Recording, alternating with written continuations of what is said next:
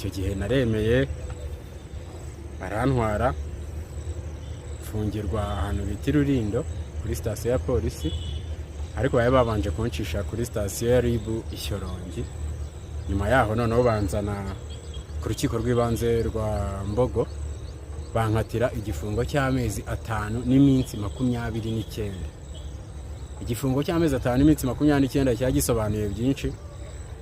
Nkeka ko ubucamanza bwarebye busanga ndi umunyeshuri, kuko narababwiye ati ngende umunyeshuri utararangiza ukeneye kuzarangiza, ndabasaba imbabazi wenda ku byaha byabaye, habayeho gushyamirana ariko ntabwo ibikoresho nabimenye ku bushake, nawe yabigizemo uruhare kuko twabihutaje turi kumwe.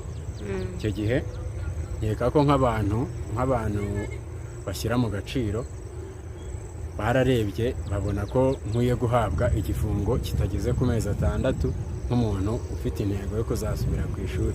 Bankatira amezi 5 n'iminsi 29, kuko iyo ufite nka diplome yifunzwe amezi 6 kuzamura itagaciro, ariko icyo gihe bankatiye igifungo cy'amezi 5 n'iminsi 29 ndagenda mfungirwa. Nkaho haburaho umunsi umwe cyangwa 2 ngo amezi 6 agere.